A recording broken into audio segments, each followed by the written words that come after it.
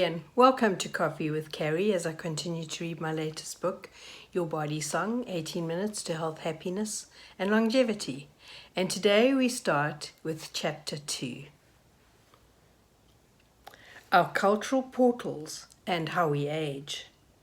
One of the most powerful shapers of our biological body song is the major story we tell ourselves, whether life is positive or negative. This determines our mind song, our perceptions of our world, which in turn determines our heart song. Thus, these stories literally affect you at a molecular level. When it comes to aging, in general, we have a dominant story that birthdays and chronological age predict everything, that after a certain age we slow down and lose our independence. Instead, frailty and dependence grow. We no longer do adventurous things. Instead, we spend more time with our pills, our reminder systems, our walkers and doctors. In other words, around the age of 65, our culture runs out of a living life story. Our cultural story says, by all means, go out on a cruise, play some golf, enjoy your grandchildren, but basically, you're done. Along with this story comes an environment that gives us ongoing clues and cues about how we should be behaving, subconsciously triggering our beliefs and changing our level of consciousness, which ultimately determines the health of our biological body song.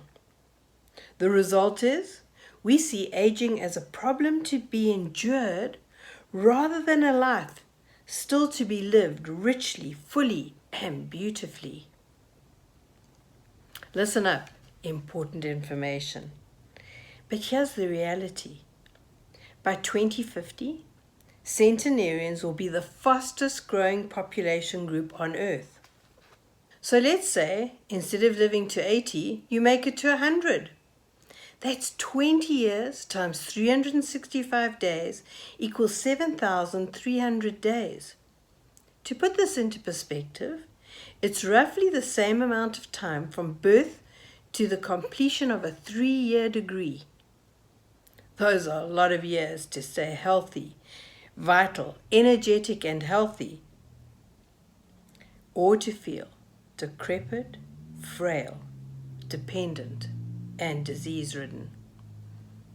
In my opinion, our beliefs on aging are what scientists refer to as primitive cognitive commitment. It's about forming a belief on reality that cannot be changed, even when there is obvious contrary evidence. When baby elephants are trained, they are secured by a big stake and a thick chain. No matter how hard they try, they can't free themselves. As adults, they no longer try, even though they are no longer secured with a chain, and could easily walk away. In other words, you believe what you've been conditioned to, and the more you believe it, the more you see it to be true. So you go about creating exactly that for your world. The consciousness of cultural portals and social clocks. We hold our deeply seated beliefs without being aware of it, beliefs that dictate a right way to be, think and act at a specific age. We see this portrayed in magazines, the media and the movies so often that we take it to be the truth, the whole truth, and nothing but the truth. Dr. Mario Martinez, author of The Mind-Body Code, refers to these beliefs as cultural portals.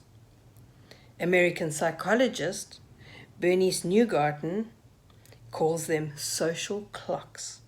And since they're vibrating through our biology, affecting it dramatically, it's as if these portals are doorways or entrances to health or disease. There are many such portals, but for our purposes, we're only going to talk about the youth, middle age, and old age portals. The youth portal has these words associated with it: adventurous, risk-taking, fun, irresponsible, healthy, carefree, romance, daring, studying, learning, freshness, vigor, and strength. Middle age is associated with maturity, responsibility, career, stability, marriage, being settled, middle age spread, body slowing down, physical fitness decline, menopause, wrinkles, graying, start of health, and cognitive decline. Old age apparently comes with slowness, deterioration, chronic disease, Alzheimer's, frailty, dependence, medication, doctor's visits, incontinence, walkers, old age homes, and memory care centers. Should the very same event happen to each age portal, for example, you lose your cell phone, everyone will have a different story attached to the significance of it, and the story you buy into affects you at a body song level. For example, a 23-year-old, he was just careless and he'll grow into being more responsible. No one thinks his memory is going, he's got nothing to fear. 47-year-old, her memory is starting to fail and you can expect it to go downhill from here. It's time to start worrying and monitoring your memory. The 70-year-old, he's getting old-timer's disease and he's past his sell-by date. It's time to stop living independently and move into a care facility. Say you want to do the very same activity, for example, river rafting.